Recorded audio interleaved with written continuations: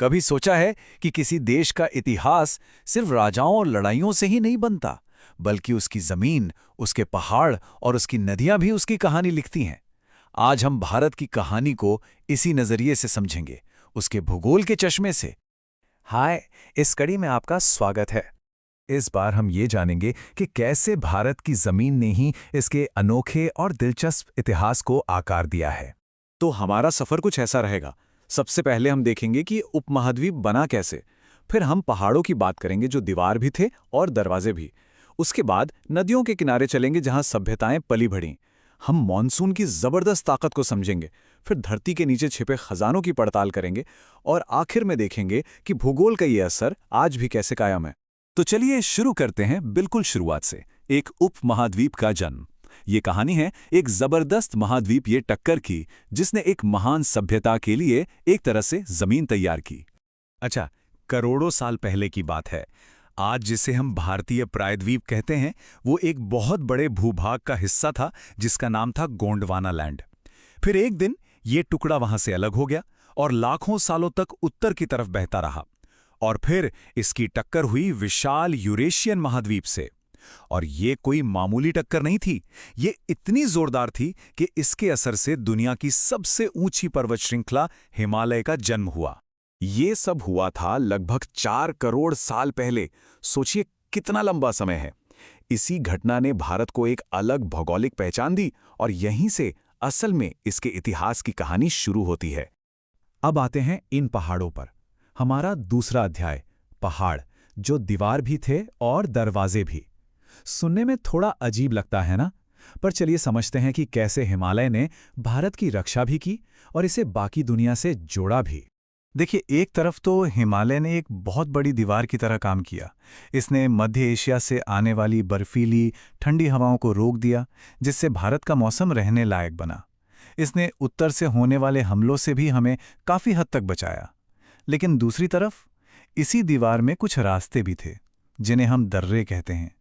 खैबर और बोलान जैसे दर्रों ने लोगों को आने जाने का रास्ता दिया, और इसी रास्ते से व्यापार, नए विचार और संस्कृति दोनों तरफ आती जाती रही। खास तौर पर ये उत्तर पश्चिम के दर्रे जैसे खैबर, बोलान और गोमल सदियों तक मध्य और पश्चिम एशिया से भारत आने का मेन गेटवे बने रहे। चाहे वो आक्रमणकारी हों, व्यापारी हों या फिर नए बसने वाले लोग, ज्यादातर इन्हीं रास्तों से यहां पहुंचे। चलिए अब भारत की जीवन रेखाओं की बात करते हैं। अध्याय 3, नदियां, यानी कि सभ्यताओं का पालना। ये वो धमनियां थीं जिन्होंने प्राचीन संस्कृतियों को सींचा, उन्हें बड़ा किया। अब यहाँ एक बहुत ही दिलचस्प बात है। भारत के मैदानों में कितनी बारिश होती है, इसी ने तय किया कि वहाँ जीवन कैसा होगा। जैसे पश्चिम में सिंधु के मैदानों में बारिश कम होती थी। ये गेहूं और जौ की फसल के लिए बढ़िया था। और वहाँ के जंगल भी इतने घने नहीं थे कि उन्हें पत्थर या तांबे के औजारों से साफ न किया जा सके। लेकिन पूर्व में गंगा के मैदानों में भारी बारिश होती थी, जो चावल की खेती के लिए एकदम सही थी। पर यहाँ के जंगल इतने घने थे कि उन्हें काटने के लिए लोहे जैसे मजबूत औजारों की जरूरत पड़ी। और इसी वजह से हम एक पैटर्न देखते हैं। भारत में बड़ी बस्तियों और साम्राज्यों का विकास धीरे धीरे पश्चिम से पूर्व की ओर हुआ। सबसे पहले सिंधु घाटी में हड़प्पा संस्कृति पनपी, फिर पश्चिमी गंगा के मैदान में वैदिक संस्कृति आई, और जब लोहे का इस्तेमाल बड़े पैमाने पर शुरू हुआ, तब जाकर मध्य और पूर्वी गंगा के मैदानों में बड़े बड़े राज्य और साम्राज्य बने। नदियां सिर्फ खेती के लिए पानी ही नहीं देती थीं, वो उस जमाने की हाईवे थीं। सोचिए, उस समय पक्की सड़कें बनाना कितना मुश्किल था। इसलिए व्यापार हो या सेनाओं की आवाजाही, सब कुछ नदियों के रास्ते ही होता था।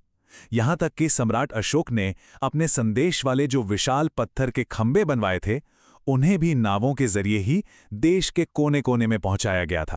अब बात करते हैं उस ताकत की जिसने भारत की किस्मत पर बहुत गहरा असर डाला। अध्याय 4, मॉनसून की शक्ति।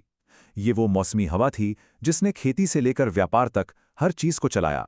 तो मॉनसून का सीधा से मतलब है मौसम के साथ बदलने वाली हवाएं। एक है दक्षिण पश्चिम मॉनसून, जो गर्मियों में आता है और अपने साथ खेती के लिए सबसे जरूरी चीज लाता है, बारिश। और फिर जब ये हवाएं सर्दियों में लौटती हैं तो ये उत्तर पूर्व मॉनसून बन जाती हैं।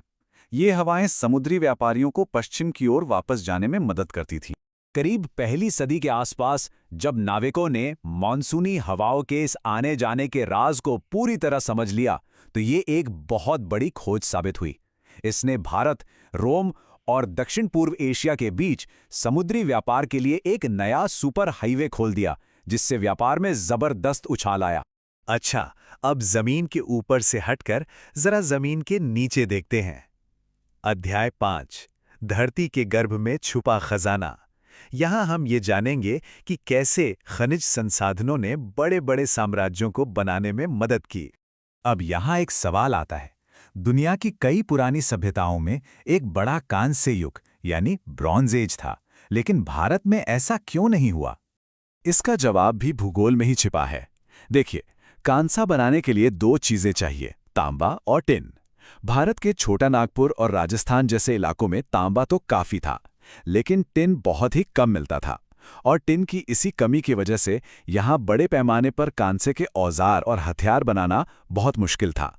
लेकिन भारत के पास एक दूसरा और शायद उससे भी बड़ा खजाना था, लोहा। और जब लोहे का इस्तेमाल शुरू हुआ तो इसने सब कुछ बदल कर रख दिया। लोहे के हल से गहरी जुताई होने लगी, लोहे की कुल्हाड़ी से घने जंगल साफ हुए, खेती के लिए जमीन बढ़ी और बेहतर हथियार बने।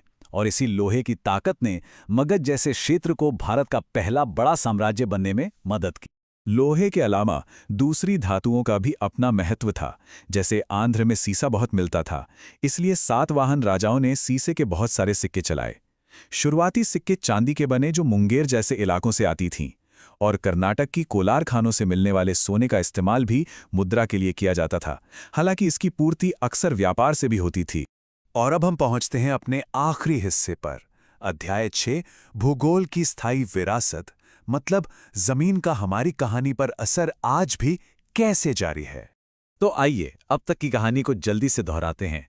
एक जबरदस्त टक्कर ने भारत का नक्शा बनाया, पहाड़ों ने रक्षा भी की और रास्ते भी दिए, नदियों ने सभ्यताओं को पाला पोसा, मानसून ने खेती और व्यापार को ताकत दी, और धातुओं ने साम्राज्यों को गढ़ा।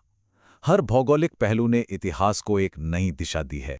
तो आखिर में ये सवाल छोड़ जाते हैं कि अगर भूगोल इतिहास का पहला अध्याय लिखता है, तो ये आज के दौर में हमारी कहानी को किस तरह से प्रभावित कर रहा है? सोचिएगा जरूर।